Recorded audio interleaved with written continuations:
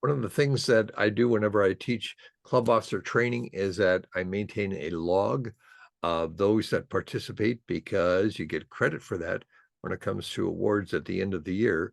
So with that in mind, I'm going to ask Matthew and Marco if you could each open your microphone and tell me which club you're working with so that I can make the appropriate notation. You can call me Matt. Okay, I'm with the Salmon Creek Club. got it. Thank you. Good. Marco, how about you? And if you're not able to figure out how to turn on your microphone, you can, well, let me try this. There, I sent you a little signal, and that should help out. But if you're not able to figure out the microphone, and for some folks, microphone is broken, on their computer. So that's kind of cool. So if you're not able to do that, in the chat, which is at the bottom of your Zoom window, there's a little button labeled chat. Click on the chat and tell me which club you're with. And again, I can make the appropriate notation, which would be kind of nice.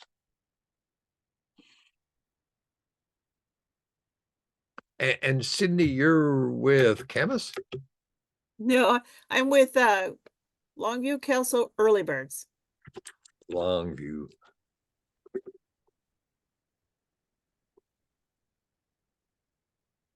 Might help if I learn how to type.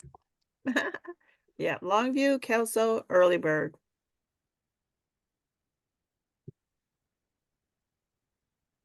Okay, cool.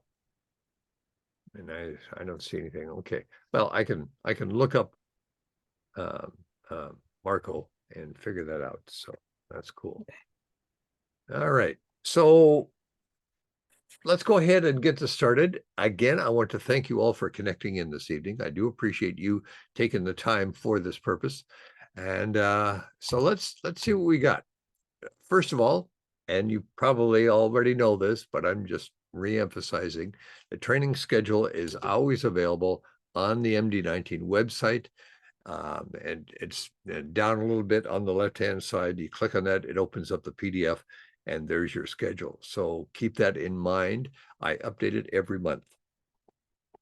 I started the recording, so that's good. Let's do some preliminaries. Understand, when you step forward into a position of leadership like club president, understand you're doing something a little bit different. You originally joined Lions because you wanted to volunteer to, help your neighborhood, help your neighbors, and do good things in the community, which is cool, which is why we all join Lions. And it's, you go along with the Lions and you participate in the different activities, and that's cool. And say you say, there's a service activity that you're going to participate in, you sign up for it, and you don't show. Something happened at home or work or something, you're not able to make it, or maybe you just plain forgot. And it's not a big deal. When you next meet with your club, they may give you a little bit of a ration. You said you were going to show up and you didn't, and they're going to do this sort of routine. And that's fine. It's not like they're going to fire you. It's not like they're going to take away your pay.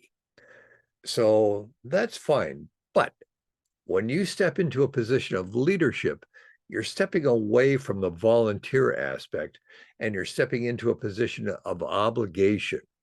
When you step into club presidency, you're telling your club, you're telling the world that you are going to perform, that you have got certain tasks, that you've got certain goals that you want to meet, and you're going to do your best to see those things through. Why? Because your club expects you to do these things. So understand, you're stepping away from volunteer. When you step into position of club president, yeah, there's a big obligation going on there. So keep that in mind as you walk through your presidency. Also, understand that you, as the leader of your club, you're expected to know a whole lot of stuff. We can't know it all. Of course we cannot.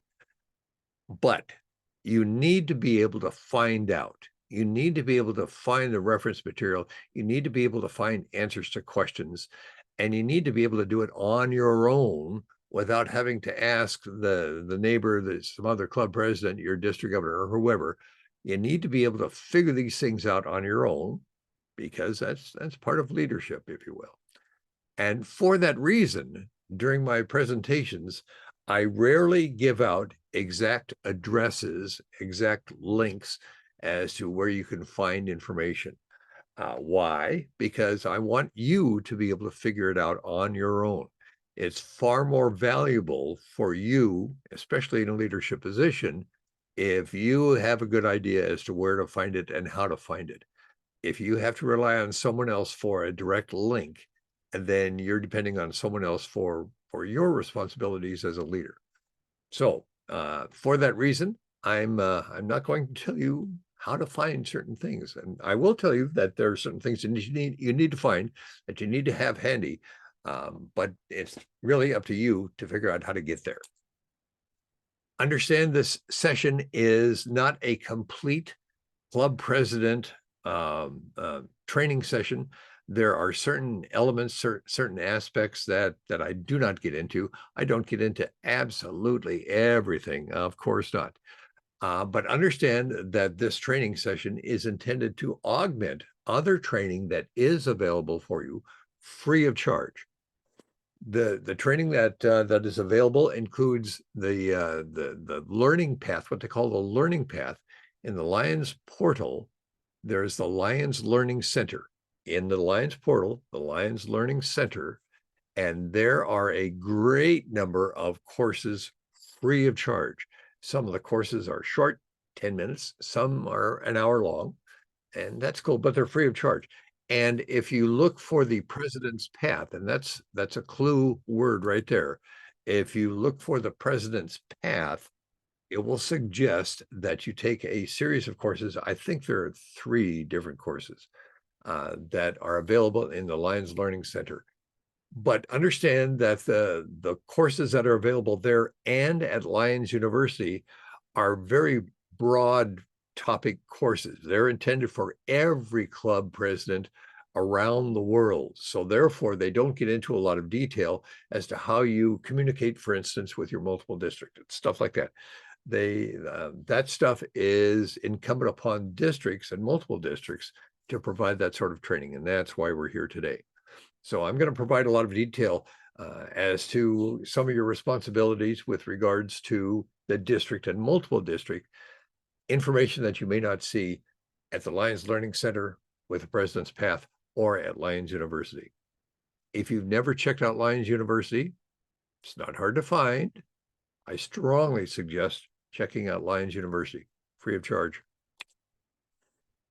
Come on, here we are. Objectives tonight. My goal is to go over these things tonight, understanding your role and responsibilities as a club president, some of the specific duties and tasks that you will need to complete in your tenure as president. Understand the duties of the other club officers, because you're going to be working with them side by side very, very closely, and how you work together as a team to make things happen. Talk about developing some of your leadership resources and skills, expanding your abilities. This is always a good thing. We'll talk about that as well. Leadership, a broad topic, and there are many, many, many different definitions of leadership. And this is one that I happen to like. I think that leadership is the ability to bring someone to a place they would never go to by themselves. For me, that's a good definition of leadership. There are other definitions of leadership, of course, and maybe there's something out there, a quote maybe that you happen to prefer, but that's mine. Understand that there's some folks that say, I'm just not a leader, and I challenge that, because everybody has leadership skills of some sort. If you are a parent, you have to exercise a wide variety of leadership skills. Yeah, we don't think of them in leaderships. We don't think of them in those terms.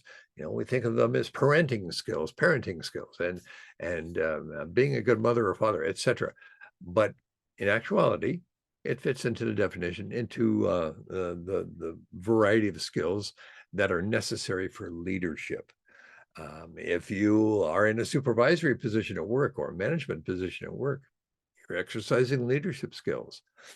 There are a wide variety of scenarios in life that you will participate in, and it will require leadership skills. Therefore, we are all leaders. We have skills of some particular sort that we can use as a leader.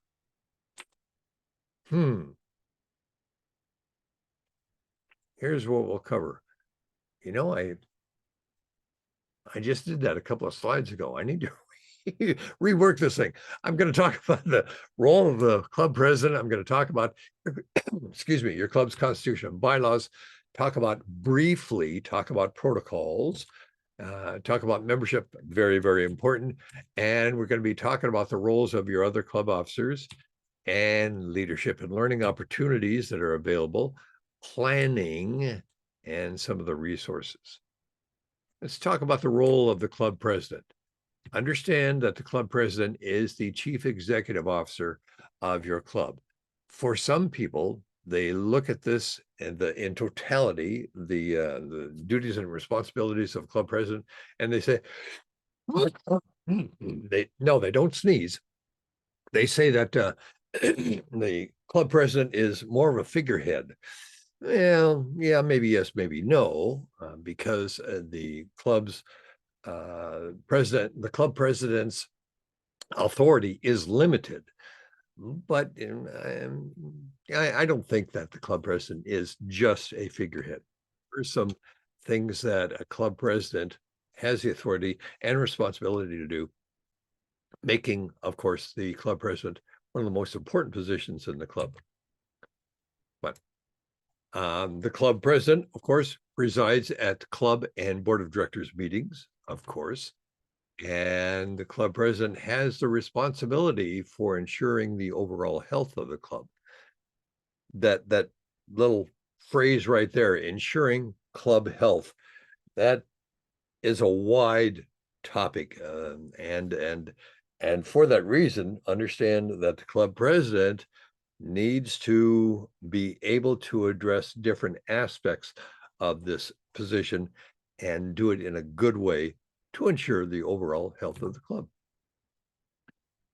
A lot of people don't realize this, but the club president appoints committees of the club. It's not the board of directors, it's not the secretary, it's the club president that does that. The club president also makes sure that the next year's officers are duly, properly elected. The club president is an active member of the district governor's advisory committee, and as such, the club president is expected to participate in the district governor's advisory meeting, also known as the zone meeting. So as a club president, you're expected to participate in the zone meetings. Why? Because you represent the club to the zone chair and to the district governor. The club president is also the link between the club and the community. A link between the club and other Lions clubs is the link between the club and the zone chair and the district governor and Lions International. So in that respect, this is a big responsibility that the club president has. And of course, as such, the club president represents and speaks for the club's membership. When getting ready to take over as club president, understand it requires some planning. It requires some preparation. I like this little cartoon. You can either plan tonight or you can panic tomorrow. Yeah, why? Because if you don't plan properly, yeah, you find yourself in a squeeze. I mentioned earlier, so planning, I strongly encourage before you take office. If you're anticipating taking over as club president for next year, start your preparation, work with the current club president side by side, and understand what's going to be required of you when you take over next year. I mentioned earlier that the club president has no direct or absolute authority. I shouldn't say direct, has no absolute authority. It's absolutely true.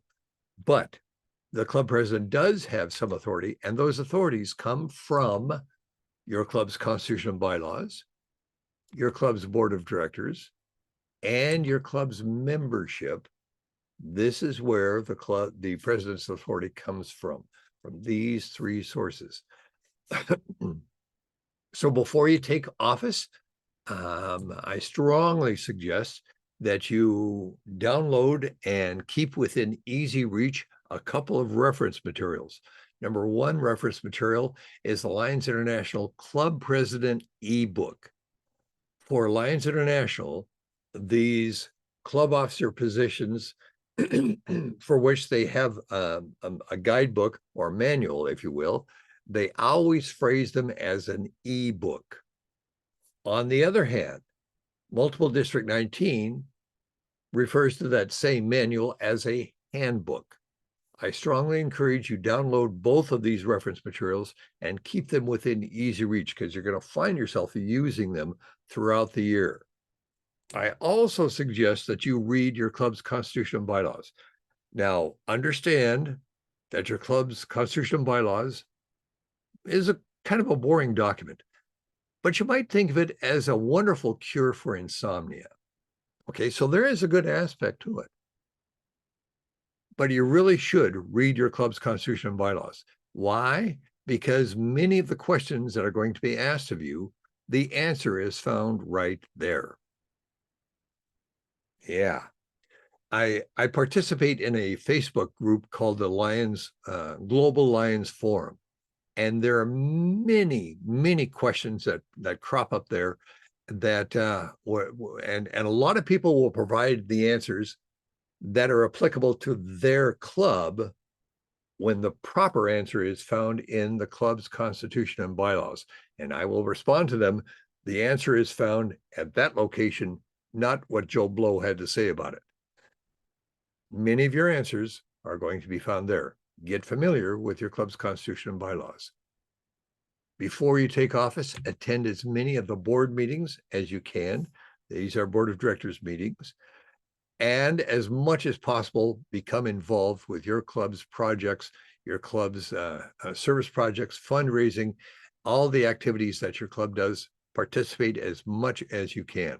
Why? The more you know through firsthand knowledge, the better off you're going to be.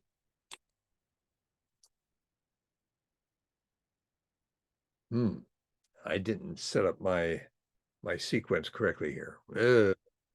Before you take office, set up your committees.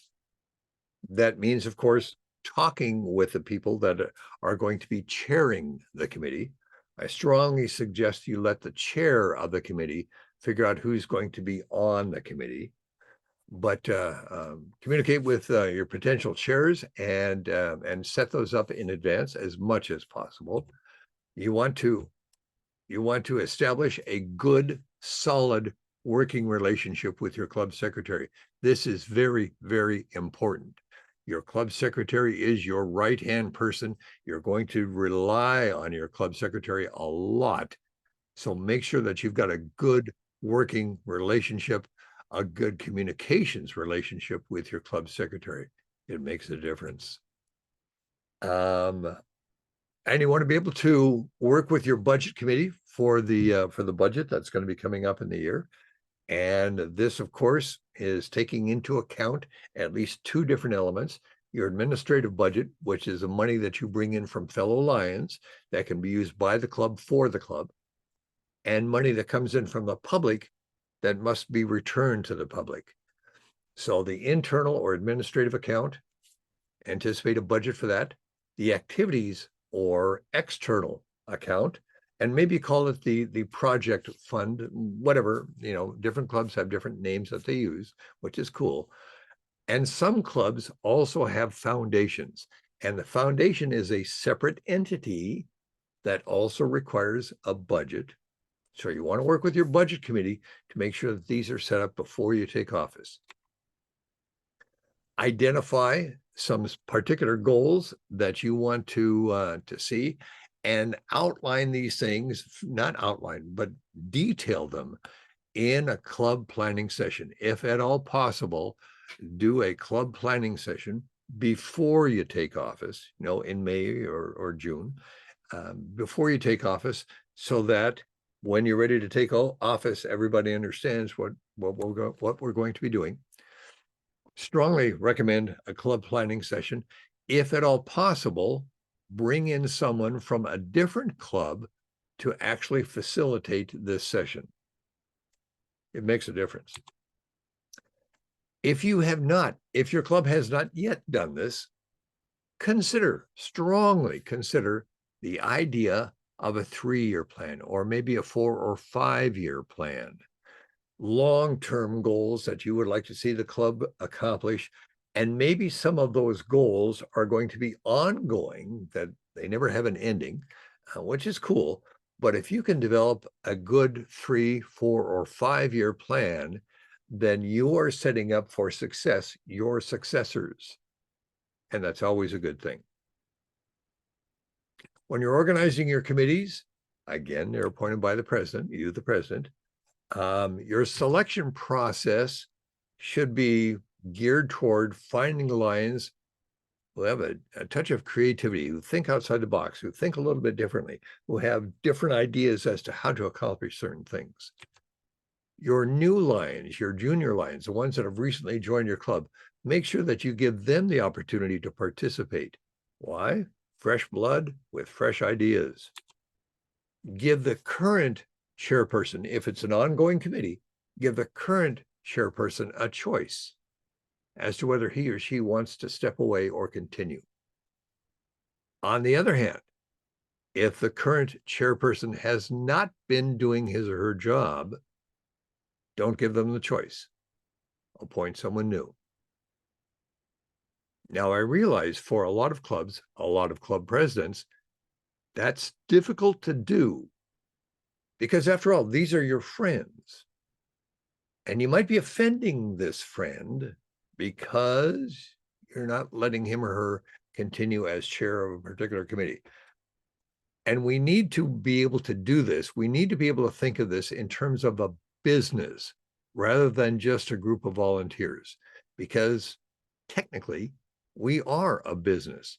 And in a commercial business, if a supervisor, if a manager, if a person in charge of a particular effort is not doing his or her job, they are either moved to a different job or they're let go. Now, you don't want to fire someone, no, but maybe move them to a different job, demote them a little bit, if you will. But you need to be able to have someone in that position who is going to see the job through. You really do. I admit it's difficult, it's not easy, but we need to think in terms of a business. We really do.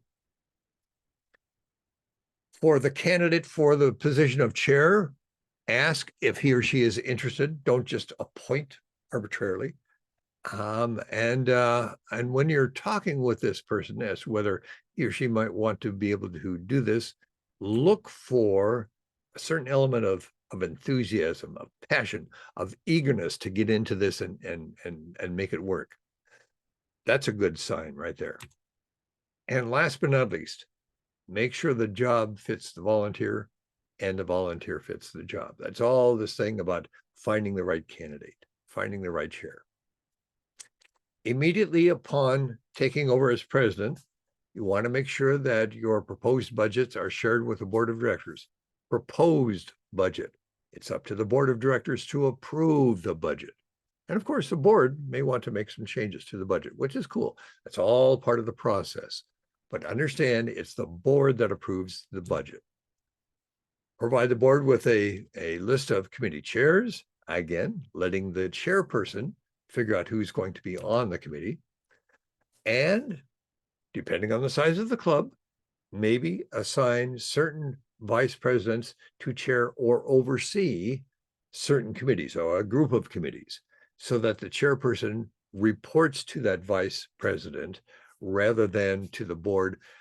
Why? Because the vice president can speak for the chairs, especially when they're not present for certain meetings.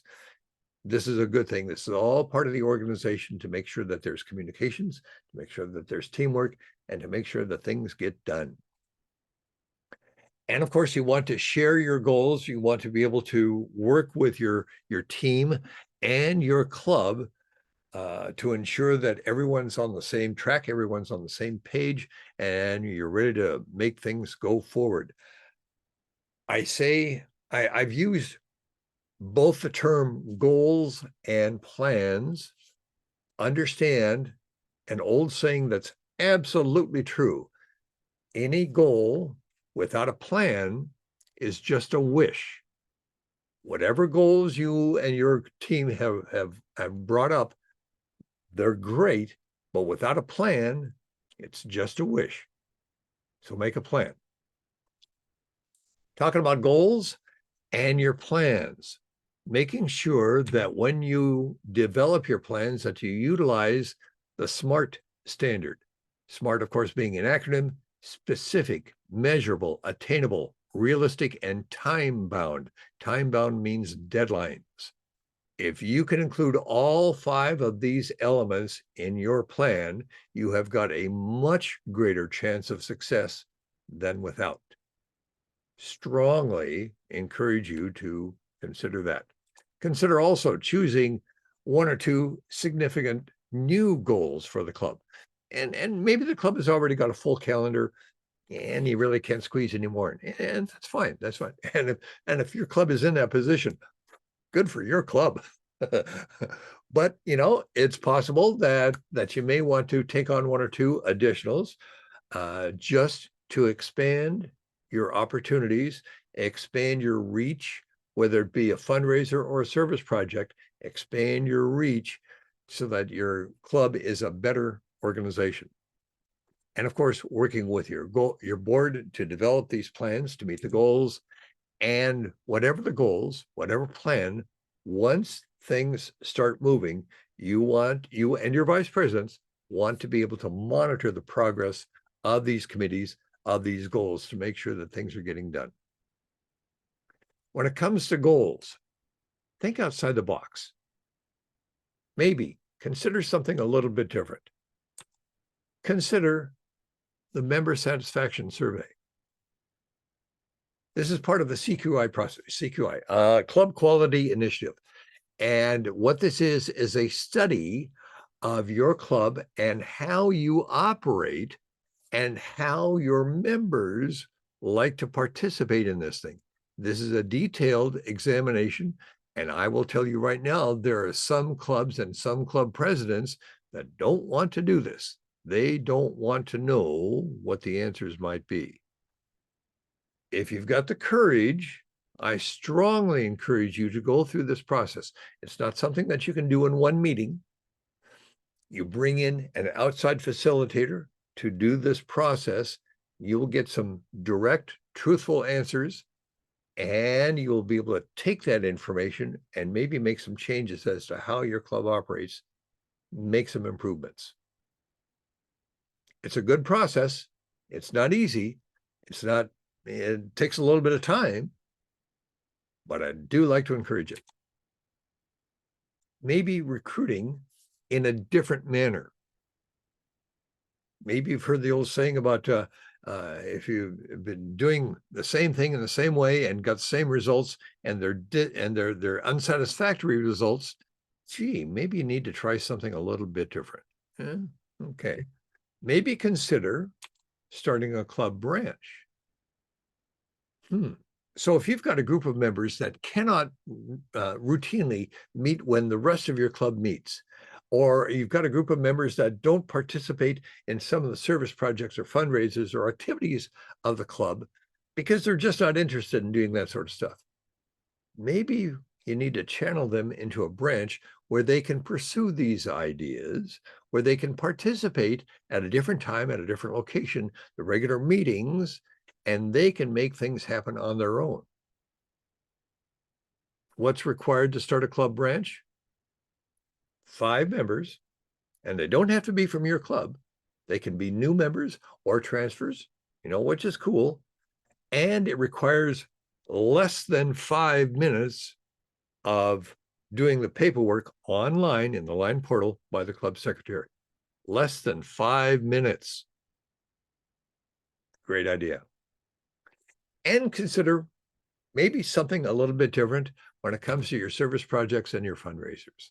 Something a little bit different. Again, maybe your calendar is already full and you can't squeeze anymore. And if you're fortunate enough to have that situation, I congratulate your club. Communications. It's important that you keep your membership current on what's going on. They need to feel involved. They need to feel informed. And it's up to you to make sure that this communication flows smoothly. With each of your members, there are different preferences as to how they receive communications. For some members, they might check their email once a month.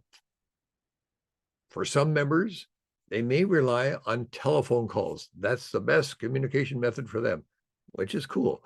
For some members, the telephone is, I see that Joe Blow is calling, I'm going to ignore that. Everybody's different. Whatever your communications, make sure that there are different ways that you communicate to catch as many of your membership. Keep them informed. When it comes to correspondence and voicemail and so forth, a couple things to keep in mind. Number one, you want to respond promptly and professionally. Professionally. If you're not very good at spelling, you want the help of your club secretary. If you're not very good at grammar, you want the help of someone else that does know what they're talking about when it comes to grammar, because you want to present yourself professionally, a certain standard of leadership there.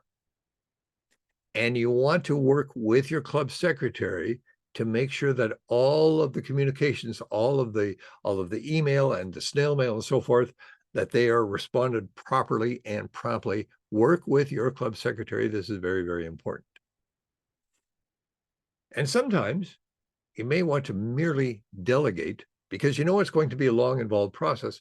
Maybe delegate, maybe a committee to take care of a certain particular little project that you need to get done. Some of the key meetings that you're expected to chair or participate in, of course, the general club membership meetings, of course, and of course, the club board of directors meetings. And for each of these, you want to utilize an agenda, a written agenda that you can pass out to everybody so that everybody will see what's going on. And of course, the secretary records the minutes and distributes those minutes of both the membership meeting and the board of directors meetings to all club members, not just a select few. And there's one more meeting of which you're expected to participate, as I mentioned earlier, is the zone meeting, the District Governor Advisory Meeting, DGAM. We do love our acronyms, don't we? Yes, we do. Club meetings. Before the meeting starts, make sure that everything is in line for these particular parts. Maybe your club does an invocation, maybe they don't, maybe they do the anthem, flags, whatever, maybe yes, maybe no, but make sure if your club does these things, make sure that someone is going to be leading the way on these particular items. Notice I put question marks at each of those 3 items. I put question marks because I found out a long time ago that there are only 2 things that are required of a club meeting: call to order and adjourn. Everything in between is optional. So consider that as well. Before the meeting, of course, you want to make sure that your program chair, if you have a program chair, has got your guest speaker lined up. And maybe keeping in mind that for the following meetings down the line, that they've got guest speakers lined up. Guest speakers are very, very, very important for club meetings. Tail twister, yeah, probably the best job in the entire organization. And of course, secretary is important. Why? Because secretary is going to be taking the minutes. Again, you want to have the agenda ready. when you're planning the agenda, consider the timing of the flow as you progress from one item to the next. Consider the timing required for each of them, because invariably, for most clubs, there is a time limit for your meeting. For breakfast and noon clubs, absolutely, there's a time limit. And you know as well as I do that if you exceed that time, people are going to start drifting out the door because they got other things to do. So consider the timing. Typically, a lot of club presidents, or maybe working with the club secretary, maybe it's a club secretary, take the previous agenda, update it, add, subtract, modify, and that's your new agenda for the next meeting. In the agenda for each of the tasks, each of the projects, each of the fundraisers, each of those things that have to happen, make sure you identify who's responsible for that. And sometimes it's also necessary to identify some resources, like say maybe you've got a storage location where you keep some equipment. Make sure that information regarding getting access to that is conveyed along and people know what to do. For the conclusion of certain tasks, projects, fundraisers, you want to make sure that you include in the next meeting on the agenda what has happened, how did it conclude, relaying information as to the wrap up on that. And sometimes there are follow-ups that need to happen as well. And last but not least, you want to include for the good of the order, for general questions, answers, ideas, exchange of information, etc. Now, on the next slide, I'm going to show you an example of an agenda that I stole from another club a long time ago. And I've been using this method for a long time. What I do is I take the previous meeting agenda. I used to, I'm no longer club president. Excuse me, I would take the club agenda from the previous meeting and do the update. And I do it in a word processing program. In my case, I use Microsoft Word, but I do it like this. The page is set to landscape, not portrait. And I have the same information on both sides. Why?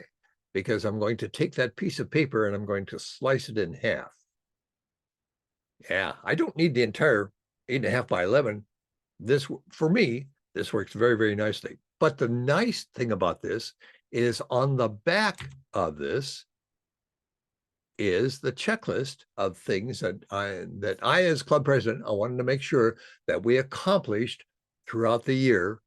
And as we did these things, check them off. I'm not saying you've got to do it this way. I'm not saying that at all. I'm saying it worked for me. It was a different idea. I'd never seen any agenda like this before. I attended a different club meeting and visitation, and I saw that and I thought, that's a great idea. It was exactly what I stole. I stole it from someone else. Guilty as charged. Club meetings. During a club meeting, want to make sure you follow your agenda. You want to arrive early. You don't want to arrive late. And make sure that you do the old grip and grin with everybody that arrives. Understand that you as club president, you need to keep the meeting under control. If you've got a large crowd, it can be a bit of a challenge. If you've got a large club and you've got 20, 30, 50 members that participate, that attend routinely your general membership meeting, this can be a bit of a challenge, but it's up to you to maintain control. And of course, you want to be able to listen especially when you're doing the old for the good of the order. You want to get that feedback. You want to make sure that everybody has the opportunity to speak that needs to speak. But again, you want to maintain control. Everybody wants to speak, and you've got a guest speaker. Maintain control. And hopefully you want to start and end the meeting on time. For some clubs, it's very important that you follow parliamentary procedures because it's a large club with a lot of participants, and Robert's Rules of Order will help you make sure that things get done in an orderly fashion. Orderly fashion is the clue word here. Some people look at Robert's Rules of Orders and say, oh, that's too formal and so forth. You don't have to do every little bit of it, especially for a smaller club. For our club, we got a small club. We don't follow exactly Robert's Rules of Orders. We follow generally Robert's Rules of Orders. Motion, discussion, decision, make a note of that. Fairly easy to do. But for a larger crowd, yeah, you may want to take a close examination.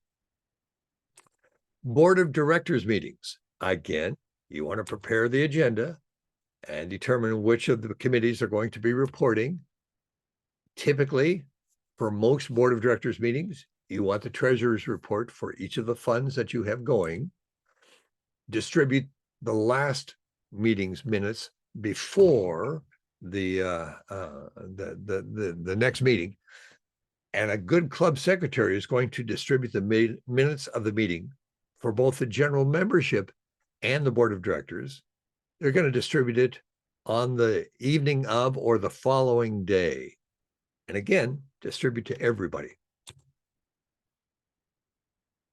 During the Board of Directors meetings, you want to be able to address the goals that everyone has agreed to and where you're at in meeting those goals.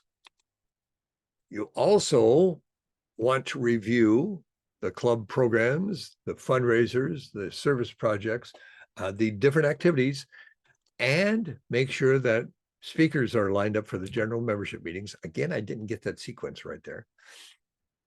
You want to identify actions. This is all part of the process of reviewing the different activities that are going on, who's responsible for certain activities, and when is the deadline. You want to include old business and new business. This should be part of preparation for your agenda for both the Board of Directors and the general membership. Old and new business. What have you got coming up that you need to make sure that everyone's aware of? And of course, you want to be able to adjourn on time. For both the membership and Board of Directors meetings, secretary is responsible for taking the minutes, and secretary documents all the motions and the results of the motion. Document all the action items, who's responsible for them, and the deadlines for each of them. Document the key discussion points for all the items, both old and new. Now understand, and every club secretary is different. For some club secretaries, they try their best to make a verbatim record of absolutely everything that was said in the meeting. I'm not that good. I've never been able to do that. And for most club secretaries, they summarize all the things that were discussed and decided. That's the important thing. Items that were discussed, decisions that were made, including deadlines and who's responsible for them. Part of your regular minutes, this is a good thing. And a good club secretary, of course, understands this. And again, distribution of the minutes within a week. A good club secretary will do it within a day. The best example of a club secretary distributing the minutes was a situation where the club secretary during the meeting was typing away on the laptop as things were happening, and the meeting was adjourned. Club secretary continued, did a little bit of cleanup on the document, saved the document, and sent that document out as an attachment to all of the club members before the last person walked out of the room. That's a good club secretary. Again, you want to distribute this to all club members. I mentioned Robert's Rules of Orders, and maybe I should have put this piece of information earlier, but understand that using Robert's Rules ensures a consistent and orderly method of conducting your meetings. Now, Robert's Rules of Order is a little bit of a booklet with, 30, 40, 50 pages in there.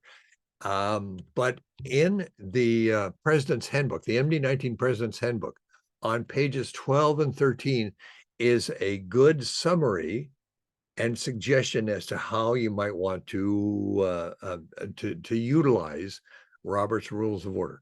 Again, depending on the size of your club, you may need to have a good understanding, a solid understanding of Robert's Rules of Orders. For smaller clubs, understanding the general procedures for our club, it works very, very nicely. Somebody comes up with an idea, we discuss it, we make a decision. The secretary, me, makes notes of that and distributes that information out. Easy to do. For the zone chair and district governor's visits, on page 23 of the President's Handbook, you'll find what needs to be done. Summarizing it, understand that the zone chair will visit before the district governor, sure. But you want to make sure that either you or the secretary contact the district governor and, frankly, the zone chair. I should include the zone chair in that, with an email or letter or phone call to confirm your time and location of meeting. You want to do this. When I was district governor, on more than one occasion, according to the information that I had available to me, they were meeting at a certain time and location. I would arrive there well before the appointed time at a certain location. Come to find out, they changed the dates, they changed the location. It happened more than once. Make sure you communicate this information to your district governor and zone chair. Depending on the size of the club, you may want to arrange for a greeter. Always a nice thing. And though we all understand this, I will tell you that there are many district governors, me included, who have found that the district governor is not the only guest speaker at the club meeting. And you don't want to do that. When you invite the district governor and the zone chair to attend their meeting, they are the guest speaker. When the zone chair comes to visit before the governor, the zone chair is the guest speaker. When the district governor arrives for his or her meeting with you, understand the district governor is the guest speaker, the only guest speaker. More than once when I was governor. Yeah, more than once. One occasion, the other guest speaker happened to be the county sheriff. And the county sheriff happened to be semi-politician. He wanted to take up the entire hour. Yeah, I had a lot of heartburn with that. That gives me an opportunity to complain. Understand that the club pays for the district governors and the zone chairs meals because they've been invited, of course. And the zone chair will do the introduction of the governor. Maybe you or someone in your club may want to introduce the zone chair, but the zone chair will introduce the governor. Yeah, stand and applaud. And for some governors, they will insist that's not necessary, but presume that you stand and applaud when the governor steps forward for the speech. And if the governor doesn't want you to do that, he will make sure that you know that ahead of time.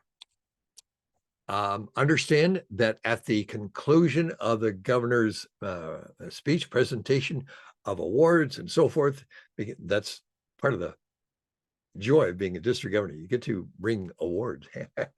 But understand that there, after the meeting is done, that there is a board of directors meeting with the governor where you can talk details about what's going on with your club, the good, the bad, the ugly. Oh, I did it again. This is what it's supposed to look like. I messed it up. So when visiting other clubs, you want to make sure that you or your club secretary contacts that other club in advance, give them fair warning that you're going to be invading.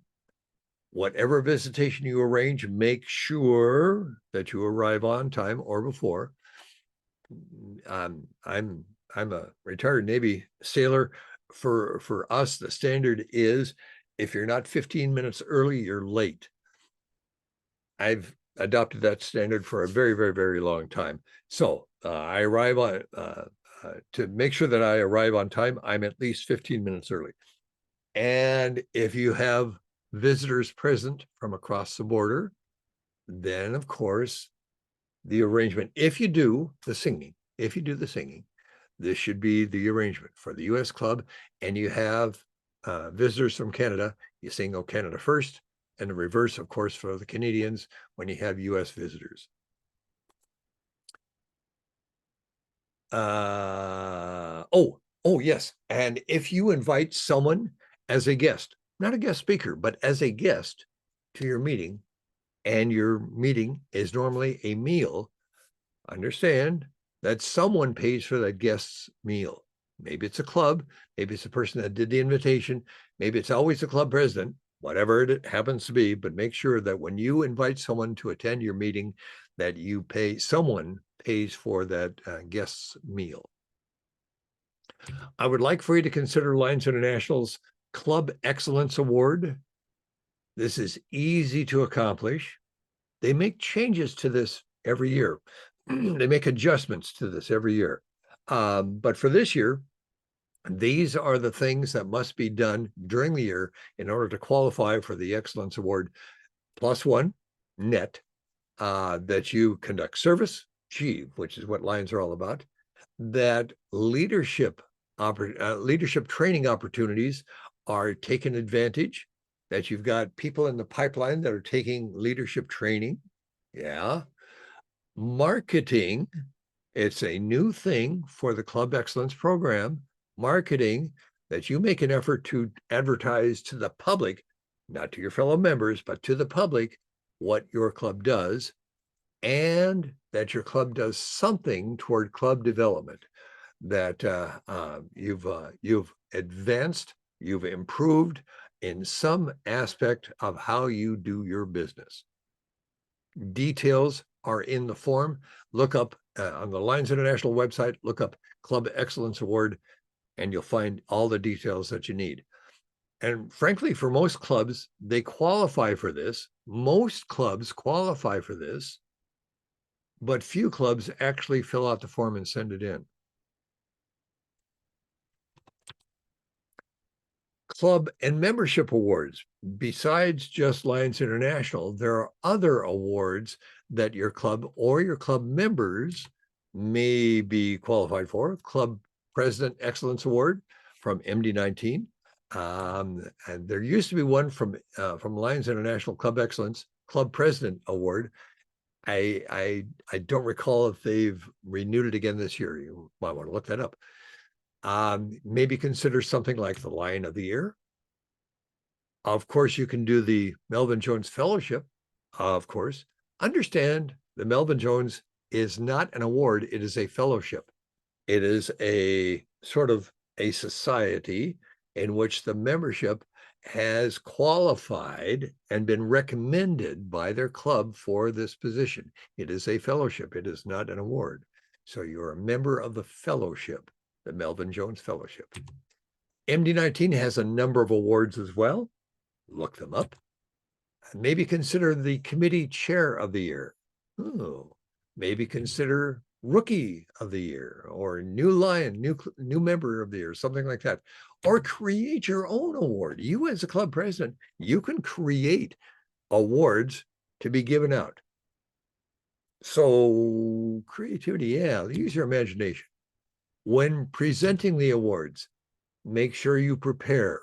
Make sure that you're ready to discuss what this particular person did to qualify for the award that you're about to present.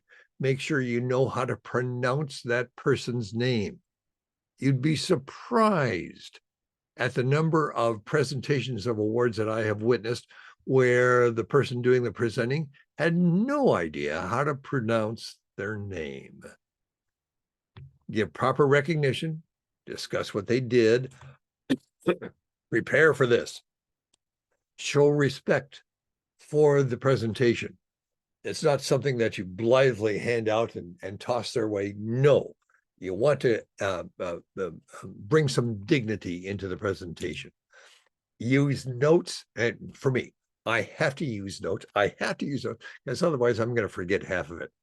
Don't hesitate. Scribble things down and refer to them during the presentation, and prepare. Did I mention that before? Prepare. Your club's constitution and bylaws. I mentioned that as a snoozer of a document, but seriously, ask the question, your club's constitution and bylaws, is it current? When was the last time it was reviewed? When was the last time it was reviewed with the intent of making changes, recommendations for changes? Yeah. Is your club's constitution and bylaws aligned with current Lions International guidelines? Again, Lions International provides a template, a word template that you can use. You plug in your club's name, you plug in certain detailed information, location, and so forth. And because it is a Word document, you can add or subtract for that club's constitution and bylaws. Vote on it by the membership, not the president, not the secretary, not the board of directors. The membership approves this, and you've got yourself a new club constitution and bylaws. But more importantly, are you following your club's constitution and bylaws? Because that is your primary reference source that determines what you do and how you do it. So maybe appoint a team, a committee, to review and maybe make recommendations as to how to change. Officer elections, every year, of course, want to make sure that the elections are going according to your club's constitution and bylaws. It's the responsibility of the club president to make sure that the entire process is done properly. You appoint a nominating committee, of course, elections in April, and make sure that the secretary or yourself or your club administrator makes the report no later than May 15th in the Lion portal. Membership. Talk very briefly about membership in general. And it asks a question: how do you keep your members involved? This is important. You want to keep your members for a long time, keep them involved, either with service or fundraising activities, participate in the different events with your club, et cetera, making sure that everybody is involved. And that will make sure that you keep them around for a good long time. Why does a Lion quit? There are many reasons. A recent survey, and it's been a few years, but it's still very applicable today. One of the biggest reasons why Lions quit is this one right here: boring or unproductive meetings. If you don't routinely have guest speakers, I will guarantee you, you've got boring meetings. Or maybe there's more meetings than there are service projects or fundraisers. Or depending on the overall age, the average age of your club, maybe there's too many or too strenuous activities going on, and they just can't do it. They just don't have the energy. They don't have the strength, which is kind of a hint that you need to bring in young members. If the meetings are not enjoyable, that's going to turn people off and they're going to walk away from your club. Uninteresting service projects, uninteresting. How do you define that? Well, one of the ways that you might want to consider is, have you been doing the same thing for a very, very long time? And does it produce what you expect? And if it does not, maybe you need to try something different. And this is a killer right here. If you allow politics into your club meetings, yeah, I'll leave it at that. So how do we keep them? We need to make sure that our new members go through orientation. I offer orientation. It's very generic, but I offer orientation every third Monday of every month. So tune in and you can participate in new club orientation. It's on the flyer.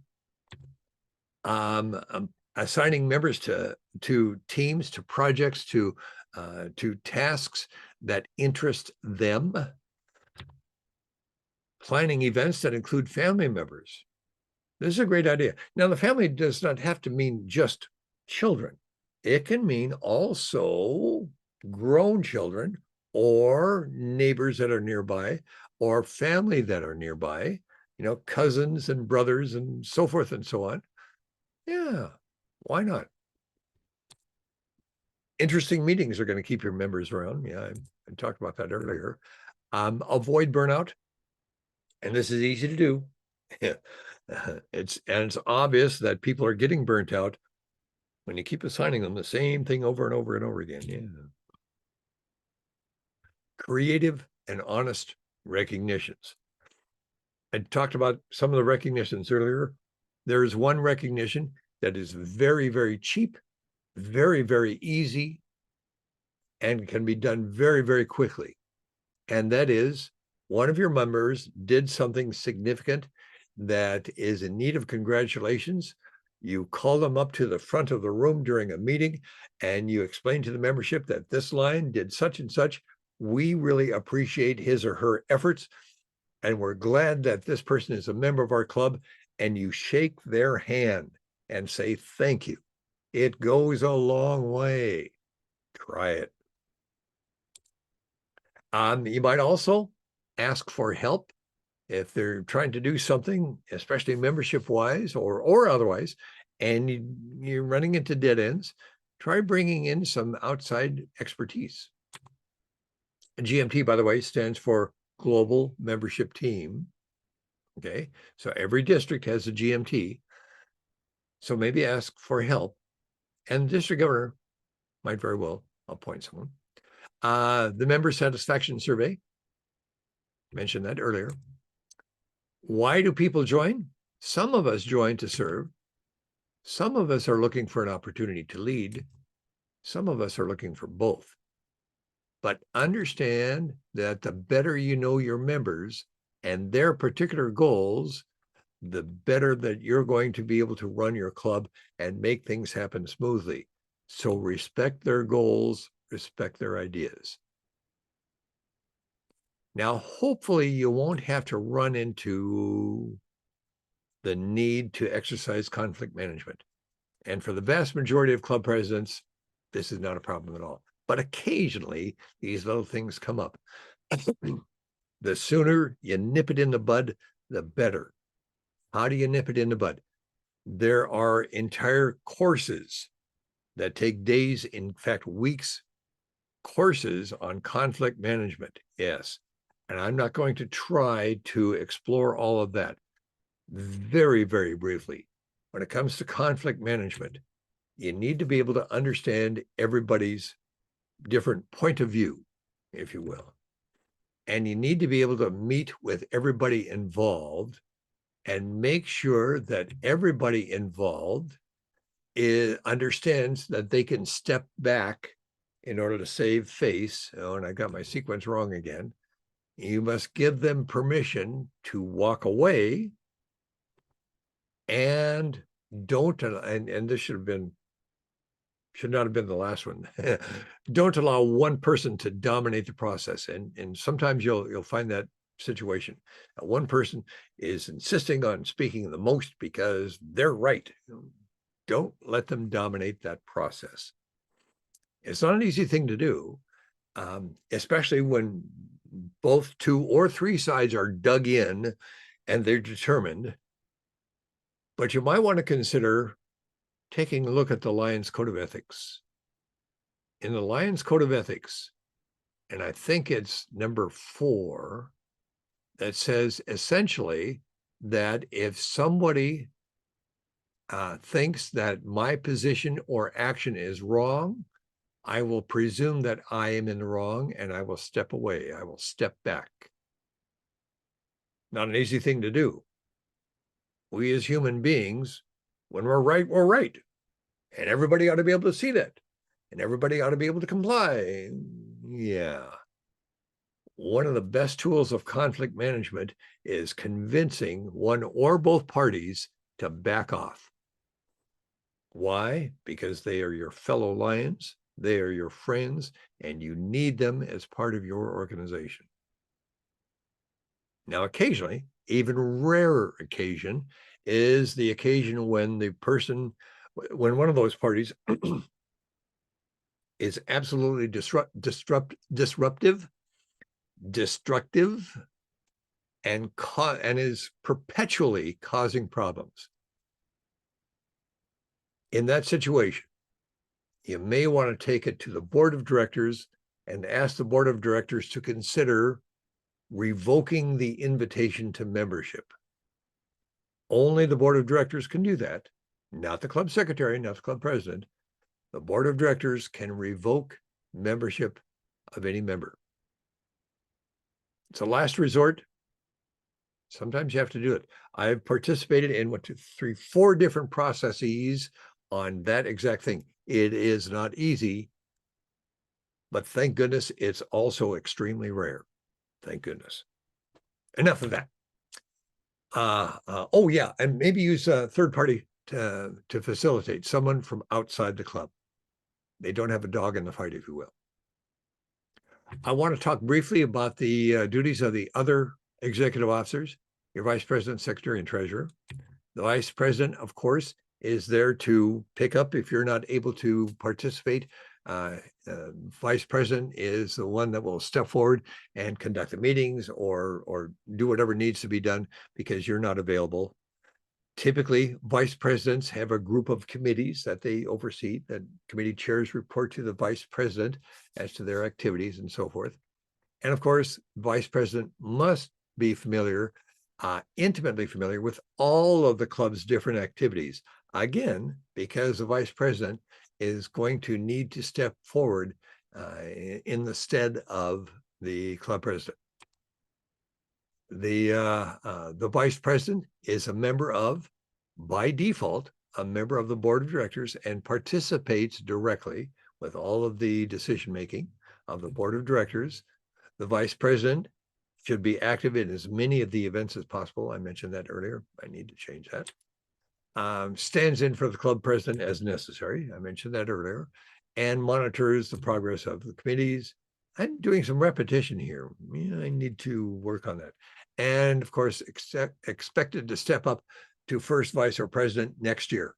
I am continuously surprised at the number of first vice presidents that want to hold that position for 3 or 4 or 5 years. No. You're there in preparation to step up into the club presidency. Talk briefly about the club secretary. I need to change this. The MMR and SAR are no longer. MMR is the monthly membership report. SAR is service activity report. The monthly membership report is no longer. The club secretary will report changes of the membership when they occur. It is no longer a regular monthly report, including a report that says no changes. No more do we have the monthly membership report. The SAR, service activity reports, it's still done. It doesn't go under that name. It is done in the Lion portal, and the club secretary, club president, and the club administrator can all complete these activity reports, project reports. That includes fundraising, service projects, meetings, and donations to LCIF or other organizations. So the secretary monitors the membership. I got to remove that bullet right there. It takes the minutes, records the minutes, handles all of the club correspondence, again, working with the club president to figure out which of you is going to be handling what, where, how, why. Submits other reports as needed, and these other reports might be reports to the zone chair, reports to MD19. And of course, our report to Lions International in May as to the new club officers, of course. And that's that year-end report. And there are a couple of other year-end reports that you need to send up to, that the secretary needs to send to MD19. And of course, the club secretary also records visitations to other clubs and conventions, as well as visits from other Lions members from other clubs that are visiting your club, because they need to communicate with that other club secretary so that they can get credit for that. And of course, maintaining the roster, the records, the database, if you will. Club treasurer maintains the records, the bookkeeping records of the club's money. And there are 2 different funds for the money that you use. The activity fund is the money that comes in from the public that must be returned to the public, and that cannot be used for club expenses.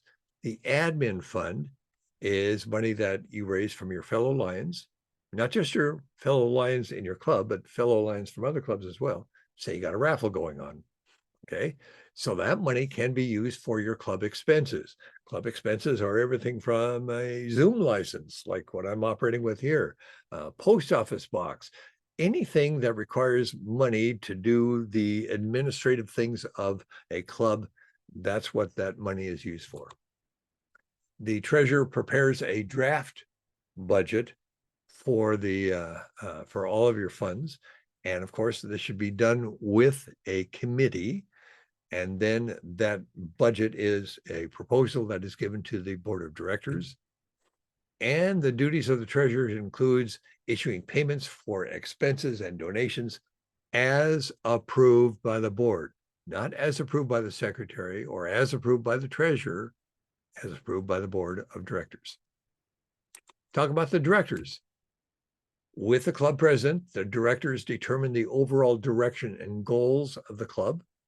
Yes, of course, the club president makes the proposals and offers these ideas, and it's a board of directors that give their blessing.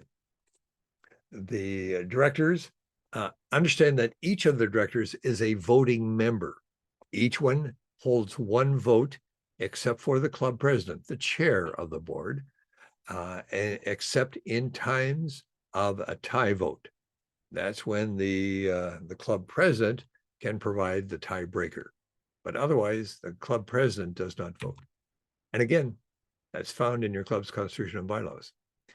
The directors know the roles and responsibilities of the board and them as individual directors.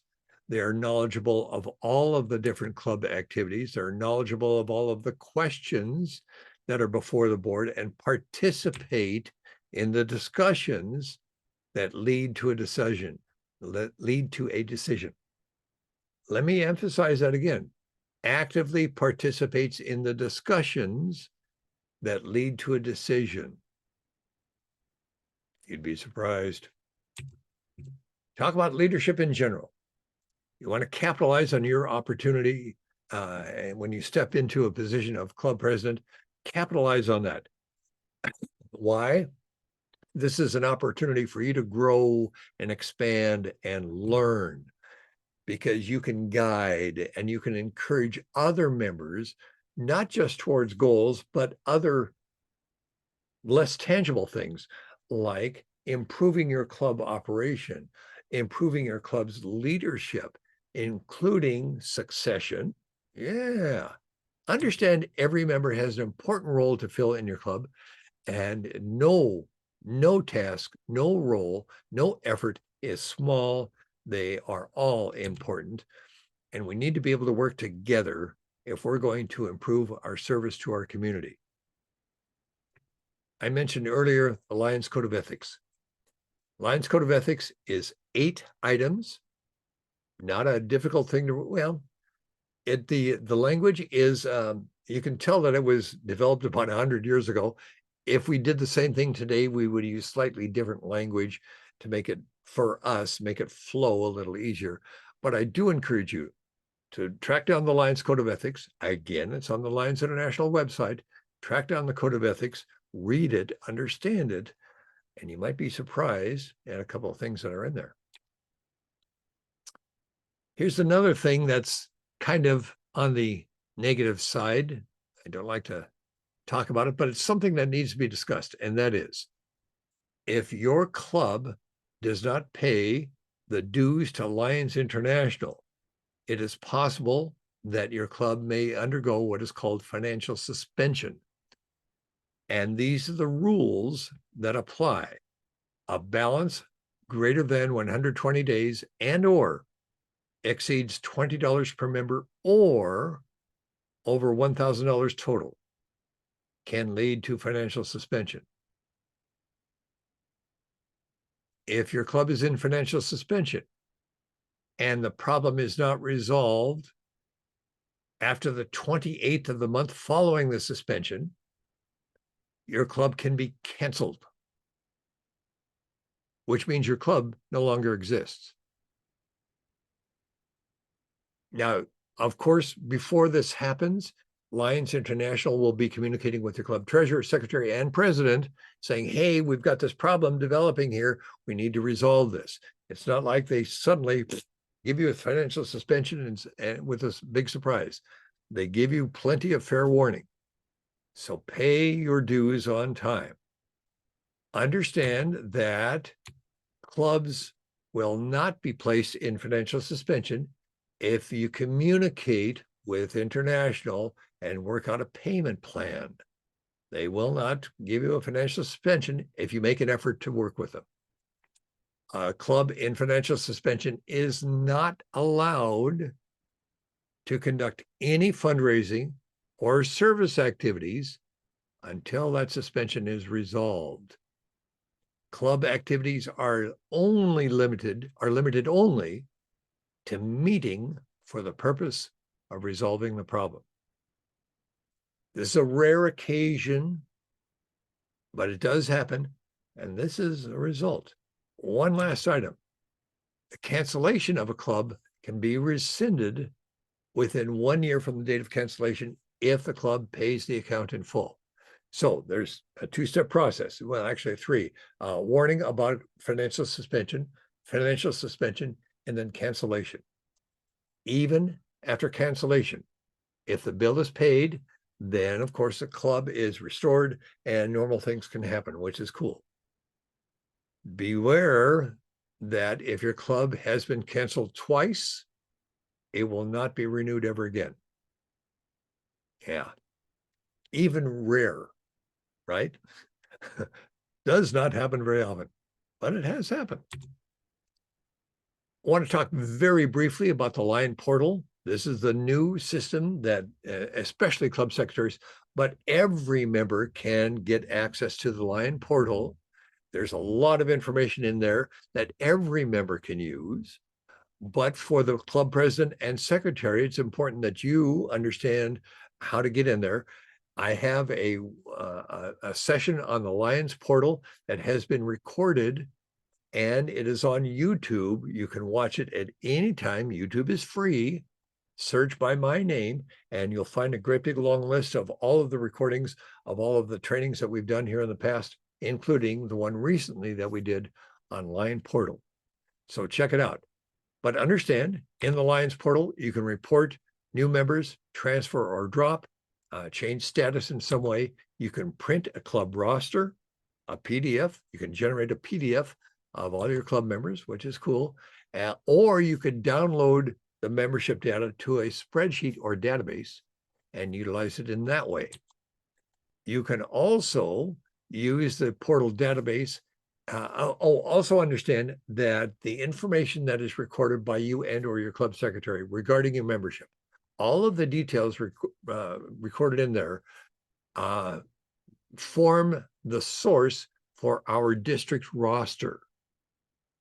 So the district roster, past Governor Dave Risley, when he puts that together, he first gathers all of that information from Lions International, and then he parses it out and sets it up as a roster that we have today. Here's last year. I haven't got my new one yet. Here's last year's. All of this information came from Lions International. All of the information contained in Lions International is a direct result of the club secretary's work. So make sure that your club's members' information is accurate. Also understand that in the Lion Portal is where you find the Lions Learning Center. Again, all of those courses are free of charge. And it is in the Lions Portal that you also find the Lions Shop if you want to do some shopping. And they've got a wide variety of stuff, everything from ball caps to trophies to plaques to letterhead paper. It goes on and on and on and on. Oh, one more thing about the Lions Shop. Understand that when you, as club president or your club secretary, logs on to the Lion Portal and goes into the shop, you and or your secretary can arrange for the purchase of stuff that is available there in the shop, and it will be billed to the club. It'll come in the form of a statement. It'll be billed to the club that your club treasurer can then pay off. There is also the option, and maybe you want to do this, that you can use your own personal credit card or debit card to pay for that. So you can do it either way. Kind of nice. Use your resources. You've got lots of resources. You've got past club presidents, past club officers. You've got training opportunities like what we're doing here. The ebook, as well as the MD19 handbook. Keep those within arm's reach. There are MD19 leadership development opportunities, including the Northwest Lions Leadership Institute, which is coming up next. Don't quote me, but I think it's in May. I think Northwest Lions Leadership Institute, MD19 and Lions International leadership training classes that are available. And of course, resources include your district membership, leadership, and service teams are available to help you as well. And there's always your zone chair, your district governor, and your vice governors. All of these people have experience doing what you're working on right now. Don't hesitate to turn to these folks for some help. Use your resources, including grants that are available. And I talk about grants in greater detail in the secretary's course, but grants are available from both Lions International and Lions Clubs International Foundation, LCIF. Both LCIF grants are service type grants. Lions International grants are leadership, membership, and PR grants that are available not to the district. Well, they are available to the district and they are available to clubs. Look into it. Take advantage of the opportunity. We've also got a variety of different sources for news, for information coming down the line from both international as well as MD19, and of course, your district newsletter as well. I mentioned earlier the opportunities for taking classes in Lions Learning Center. There's a variety of different categories. They've got a long list of different courses that are available for free of charge. Did I mention free of charge? Got a long list, and these are some of the categories that you may want to consider. These are pretty good courses. They really are. Also, Lions University that I mentioned earlier.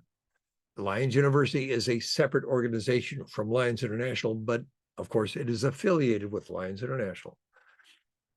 And of course, there's lots of different district training sessions that are going on that you can participate. Your district leadership chair, the GLT, is the person that makes these things happen for your district. So now you know how to be a successful club president. And on those days when maybe things are not going quite as good as you would expect, consider this.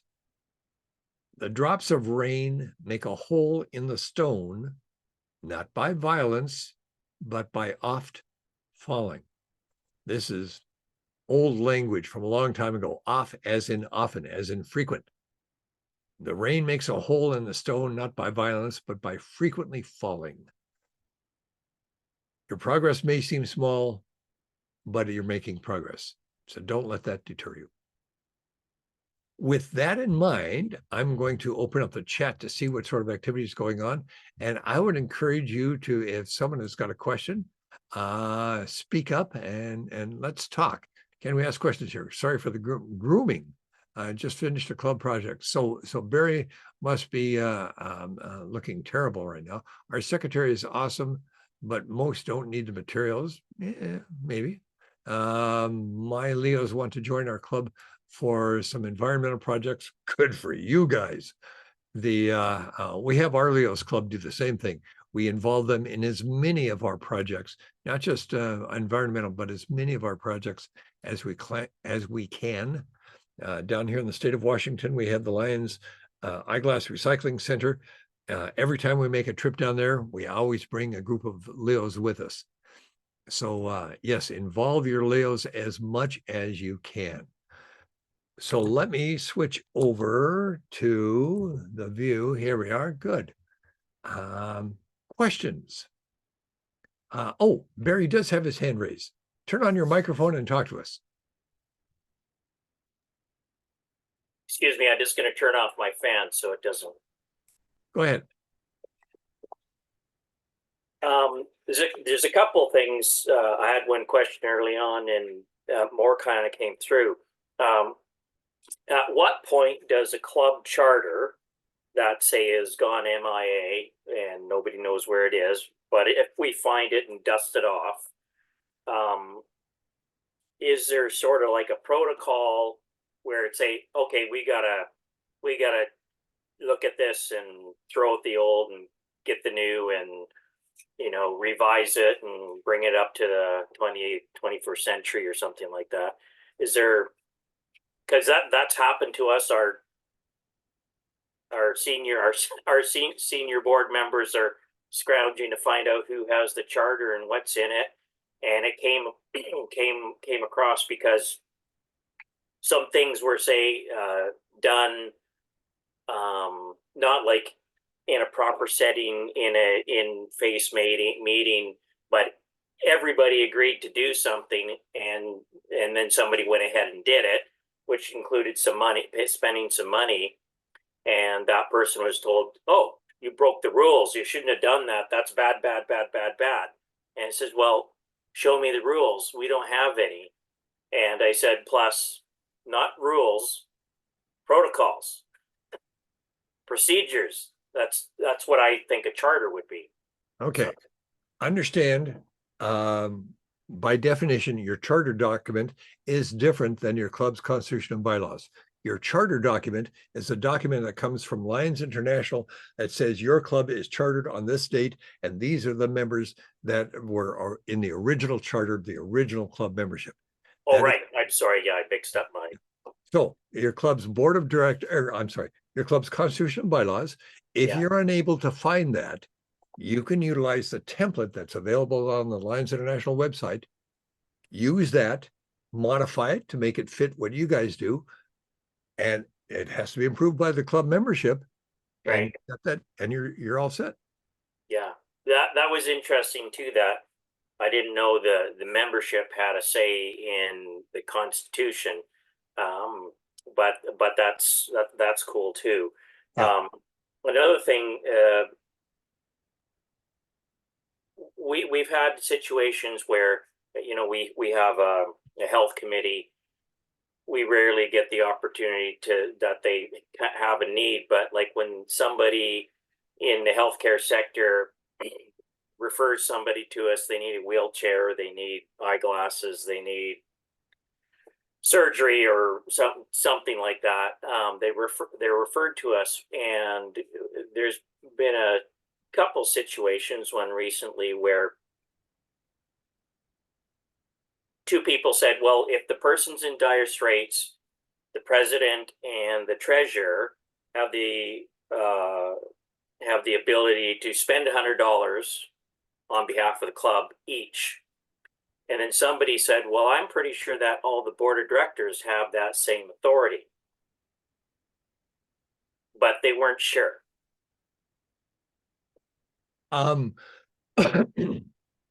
There are, first of all, the authority will come from the club's constitution and bylaws. Okay. But many clubs recognize, especially older clubs, recognize that the information in the constitution and bylaws many times can be fairly generic and broad. And so therefore, a lot of clubs will create a policy manual so that when a decision is made, for instance, that the club president has the authority to spend $100 for a particular purpose, they put that in the policy manual because that may change over time. And the policy manual is developed and maintained and approved by the board of directors rather than the entire club membership. Oh, I see. Yeah. Board. So you might want to consider a policy manual. Okay. One of the nice things about a policy manual is, say, for instance, the club's board of directors decides that the president has the money to spend automatically $100, and it's not a big deal. And instead of going through the process of changing the club's constitution and bylaws, which Right. requires some membership approval Or having a board meeting or a membership or waiting, and that's what's or happening. waiting. Yeah, yeah. In the summertime, So we they- have one meeting and emergencies come up, and it's not like everybody's gonna get together for, something Exactly. that can be Yeah. done. And but is important. It's important. And the decision that was made 10 years ago to do such and such, if it's in that policy manual, then you're not relying on someone's memory. You've got it in writing. Right. Okay. So the membership, that can be put forward to the membership, and if the membership can vote on something. Yes, if there's an emergency in between meetings, board of director or these particular officers have the membership's approval to make an emergency purchase up to $100. The most clubs will have the board of directors make that decision. Some clubs will say this is an important question and it should be answered by the membership rather than just the board of directors. Right. So either way, as long as you're following your club's constitution and bylaws, your guidelines, your procedures, then everything is cool. But make sure it's in writing, and that's where that policy manual is really going to come into. So if we can't find one, we should just start over kind of thing. Use Sure. the template and Yep. get her done. Get it done. And that can be, the president can choose the people he expects that can do the best job to, okay, go ahead and start a new one. And then we'll get, we'll put it forward and get more information from the membership, what they think they would like to have on there, or the membership is saying, we don't care, let the board do it. They're, Well, you'll find that in the club's constitution and bylaws, that changes to the constitution and bylaws requires the approval of the membership. okay. Yeah. Okay. Well, that's cool. And I'm the new vice president, so this is why I wanted to be on here and find out about my responsibilities. And you mentioned that the president chooses or asks certain people to be on certain committees. Because of the size of our club, most people kind of volunteer, and other people say, "Good for you." Yeah, yeah. So but typically, if there are 2 or 3 people who have the same passion, they just form the committee, and there's a committee chair, and we go that way. And many of us are on multiple committees, but my role too is to help the president keep up to date with what's happening within the committees. Yeah, yeah. And if you have, say, 15 different committees doing different things, and you've got a first and second vice president, the first vice president will take oversight responsibility for a certain number of committees, and the second will be for the other half of the committees. And again, those committee chairs will report to the vice president rather than to the board of directors. Okay. Oh, I see. So they don't. So the vice president takes his reports, shares them with the president And the board, you bet. Yeah. and I think I recall you said the vice president is automatically a director as well.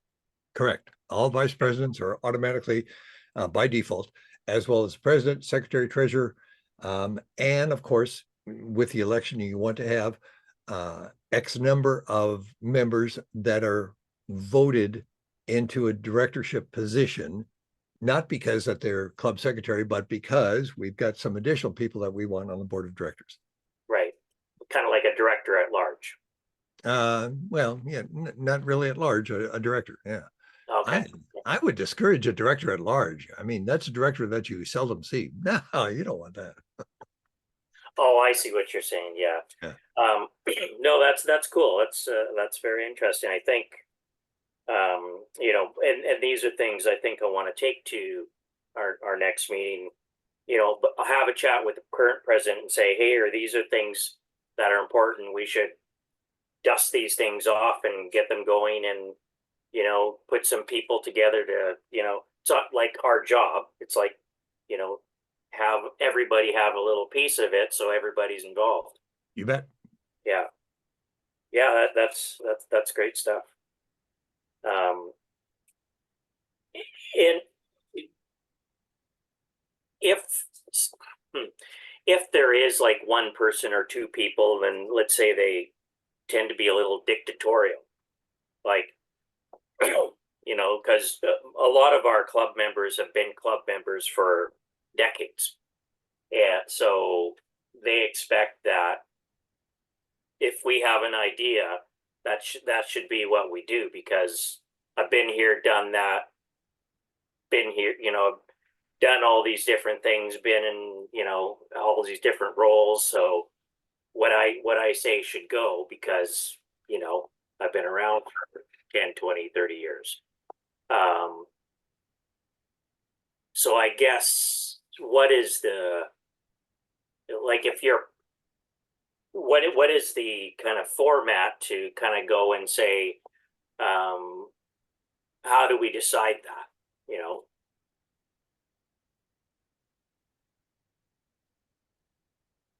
How do you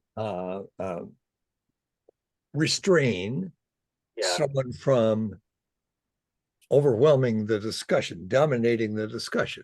Yes. Why? Because they've been around for a long time. They know everything. Da da da da da. It's an old problem that every organization has had for a very, very long time, and it's a matter of exercising leadership and making sure that what this person has to offer is valuable, it's informative, it's knowledgeable, based on experience, which is cool, but theirs is not the only opinion that should be considered. And therefore, let's let someone else have some input on this topic. And maybe you do that by taking that person aside and saying, you know, you're really dominating this, and we need to let other people into the conversation. Right. Yeah, and or hopefully share your ideas with the club and get feedback. And if there's positive feedback, put forward a motion. sure, yeah. Okay. Yeah, there's, you know, I think because there's so many great people in our club, sometimes they don't have the patience to wait for everybody else to talk.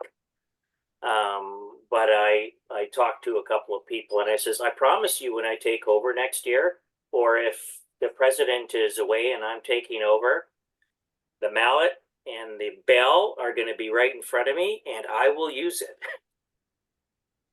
Absolutely. I mean, Is that you as the chair of the meeting, you know, the president or vice president, if you're up there in that leadership position, you have to control that meeting. It means that you can control the flow, because there are certain things that you need to do in the time allotted, and everybody has equal say in the decision-making process. right? And it's just a matter of being kind of traffic control. Yeah. Hold There you on. This person has the floor. They put their hand up. They're talking. Yep. You get your chance. Yep. Yeah. Okay. No, that's cool. That's cool. Yeah, I think that's all I have.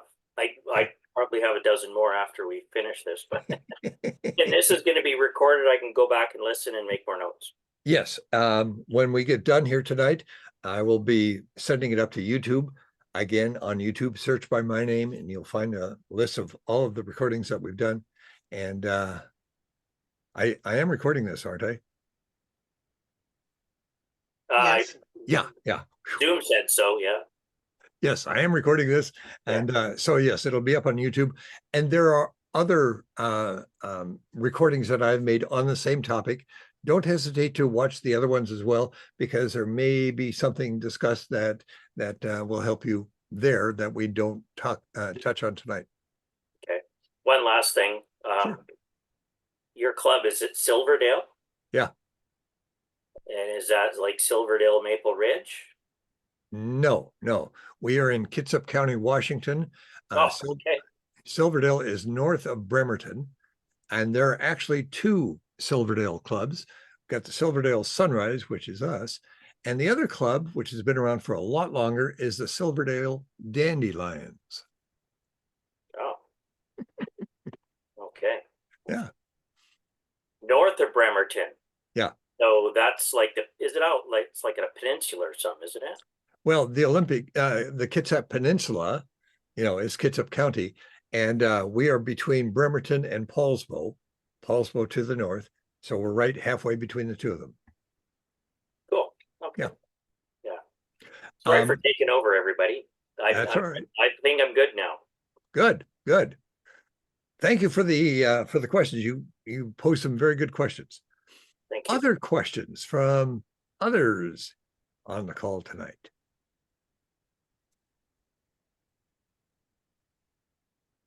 No? I can't believe that I've stunned Cindy into silence. You haven't. So I have a question on the reporting the officers. Yeah. I thought that was changed to April. I think Instead it's of May. I think the election is in April and reporting is in May.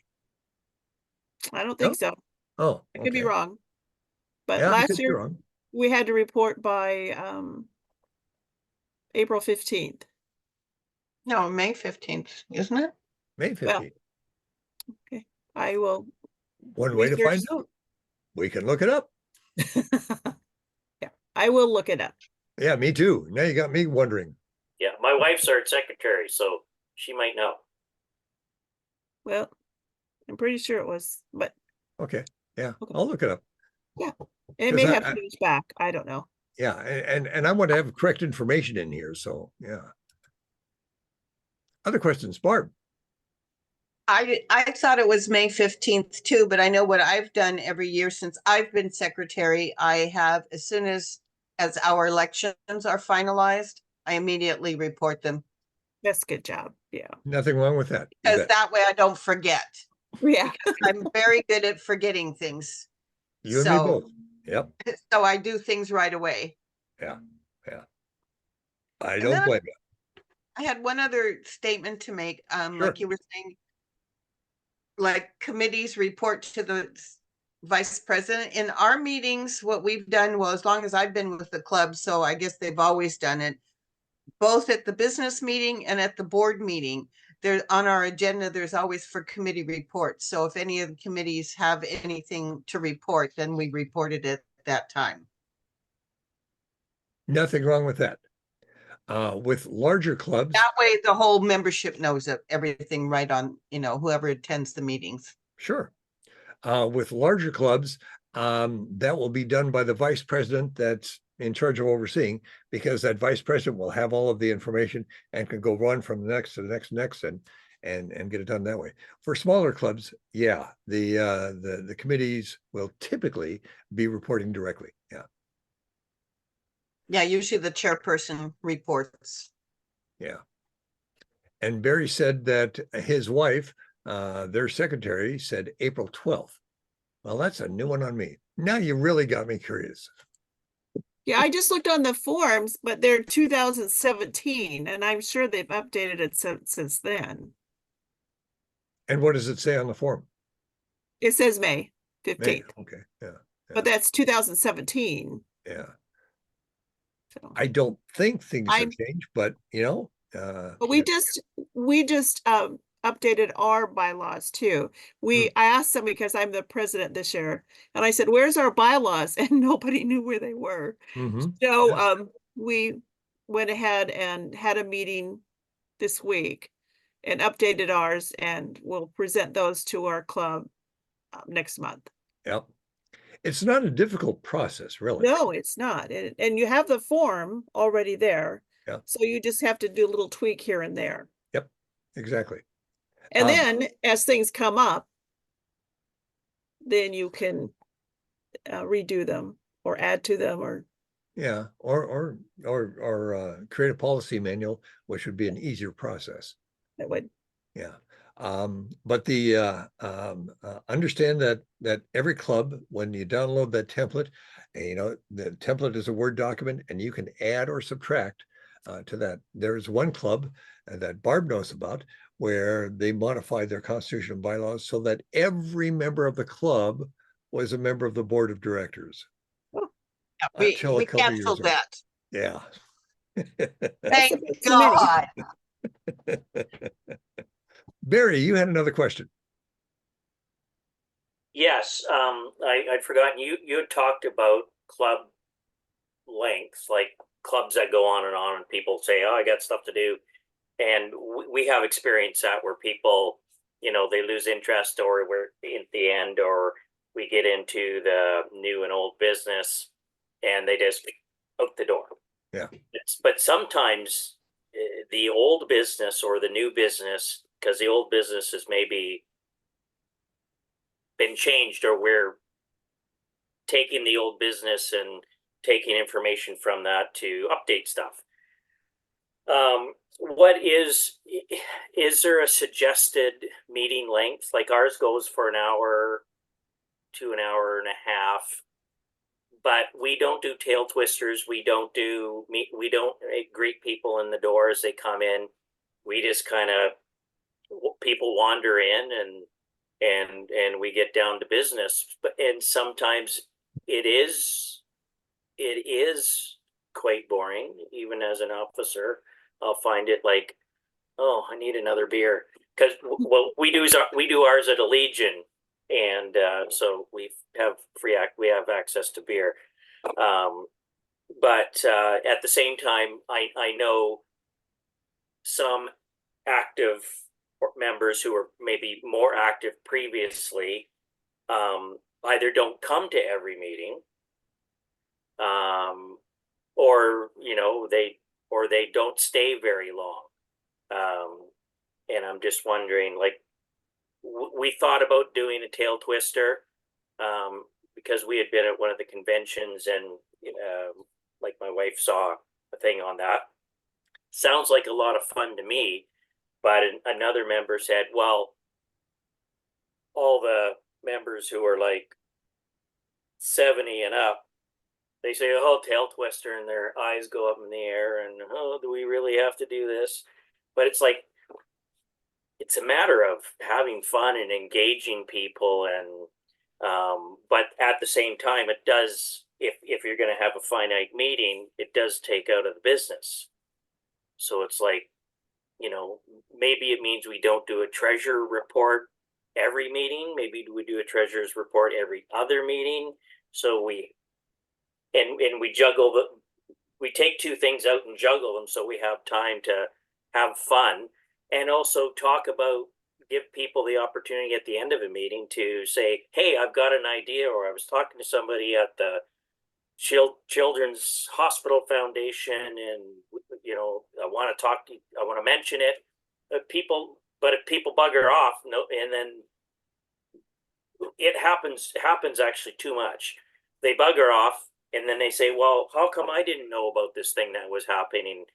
Because the people are there made a decision and went ahead, and they don't read the minutes, and they come back and say, well, I'm feeling left out. And I says, well, you're the one who buggered off half an hour into the meeting.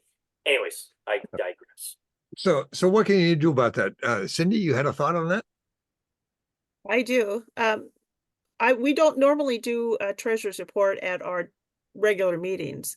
That's usually done at our board meetings. Yes, So maybe just reformatting your meetings so that they're more on things that are coming up that people can be interested in, and have a guest speaker, and have your tail twister, because those are fun parts. Everybody gets to share a piece of their life, and you get to know something about them, so you can get more intimate with your friends. You get to know them better, and so when things come up, you go, oh, they're that way because you have more compassion for them. And then we just do our the board meeting, and most all our members come to our board meetings, and that's where we do the treasurer's report, the fundraisers, and we have it classified out. The first vice president does the administrative, the second is in charge of spending the money, and the third is the fundraisers. So that we don't have committee meetings. Our club diverses sometimes and starts having committee meetings. I said, I'm sorry, but we only have an hour. So we need to pare this down and just have a report on what your committee has done. Right. And give that report to the secretary so she can record it by their words. And then it's done in an hour. Yeah, So- good point. Don't let the meeting become a committee meeting. Right. Right. It's Yeah, easy to do. It's easy. But I've told them this year, I said, if you want to have a committee, we can stay a half an hour after, and have a committee meeting. And I really encourage committee meetings because that's where you get to be friends with people. You get to know them better. And that Yeah. bonding starts. And that's what the club's about. I mean, that's why we go to meetings, is so we can meet other people and do events with each other. Before Barbara says anything, you'll find this funny. We do bi-weekly meat draws. They're really good fundraiser for us. So a lot of our unofficial committee meetings happen around a table with some drinks. Yeah. Because when we're not working the meat draw fundraiser, a lot of us will go and support it. Right. And that's what the meetings are for. Do it your way, whatever your group does. Yeah. Yep. As long as you don't drink too much and forget what everybody said. well, But the thing is, things don't get recorded. That's the problem. Oh yeah. But Very if true. you have the committees give a report to the secretary, then Ah, it's recorded. he's usually there. Yeah. Okay. Yeah, exactly. Okay. So Barb. each person who does a fundraiser has a final report Yeah. and is hand that to the secretary. Yep. Okay. You won't forget. Barb. Thank you. I was just gonna say that in our club, we have at the first meeting of the month, we have a business meeting. And we meet with the general club the first and third Tuesday. And then we have our board meeting on the second Tuesday. So the first meeting is a business meeting where we discuss more business things within the club. Then we have the board meeting. And then our third meeting for the club is our social meeting where we have our guest speaker, and that's a fun meeting. Yeah. So, we do so you're sometimes talking have- like, do you do two a month? So Yeah, we they just do kind of 2 a month. rotate? Okay. So we always have first Tuesday of the month is business meeting where it's a little bit more formatted, more business things are discussed. And the last third Tuesday of the month is our social meeting, and that's when we have a guest speaker and we have more fun things and stuff like that So that would be like over 6 weeks, over 3 Yeah. weeks. over 3 weeks. So First you have meet- 3 meetings a month. Yeah, we have 3 meetings a month. So we have a business meeting for the whole membership, then we have a board meeting, Yeah. which all members can come to, but usually it's just the board members. And then we have our social meeting. So there's 3 Tuesdays in a row every month. So the social meeting could be like a little more like what you're talking, bring in a dignitary, pay Yeah, for their we- meal or their drink or whatever, or appetizer, whatever. If it's a morning, I guess it could be any time of day. Yeah, our meetings are at noon. So, we have lunch and we pay for the guest speaker, but we try to, at every meeting, have a guest speaker. Right.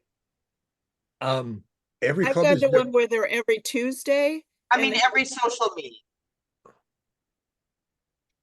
Our meetings are every Tuesday, the first and third Tuesday of the month for membership meeting, and then the board meeting is on the second Tuesday of the month. And then the fourth one's a social meeting. No, the third one is a social meeting. We only have 3 meetings a month. Okay. So sometimes we'll go 2 weeks without a meeting. Right. But then we also have like activities and things during that time too. Fundraisers, certain projects, service Yeah. projects. Yeah. every club is different. Mhm. There are clubs that meet once a month. There are clubs like mine that meet every week. But every club figures this out for themselves. This comes under the your club, your way idea. So Yeah, my what- previous club, we met every week. yeah. Now, regarding the thing about people drifting off before the meeting is concluded, I would suggest the interesting items be moved to the end. That might work. Right. Yeah. Okay. Because the club president, the chair of the meeting, controls the agenda, and if the agenda is set so that those interesting items, the new business, is at the very end, you might have people sticking around. Yeah.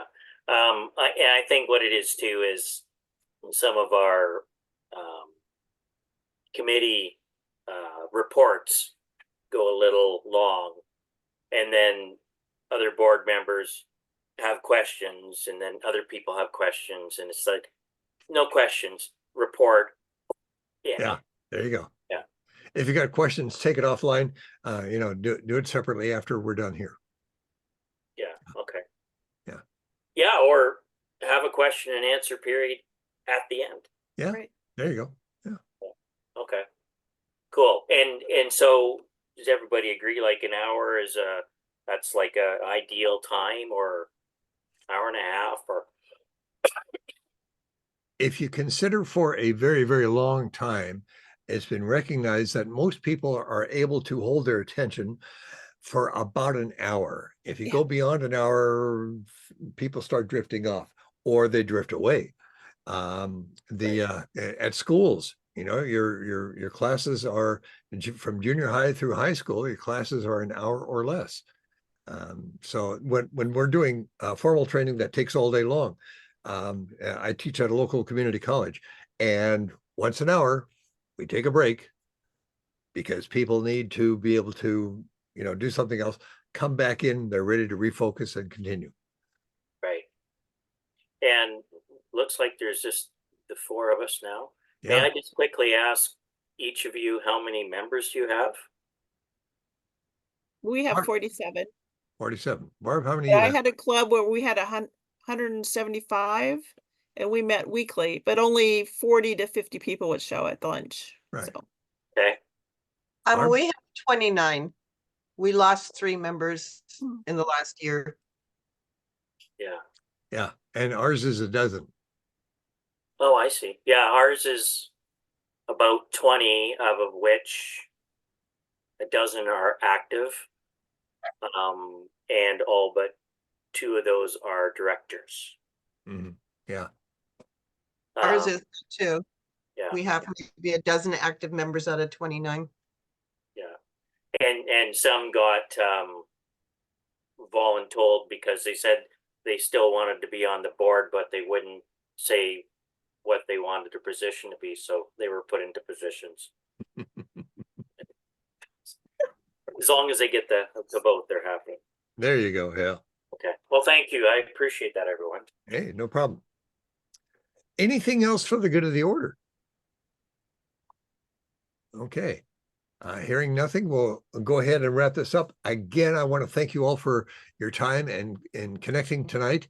And again, I will be posting this up on YouTube in about an hour or so. great. Thank you, Al. For the Thank you, Thank Al. presentation. you. Appreciate that. It No was problem. great stuff. Good night, everybody. Good night. Bye-bye. Bye.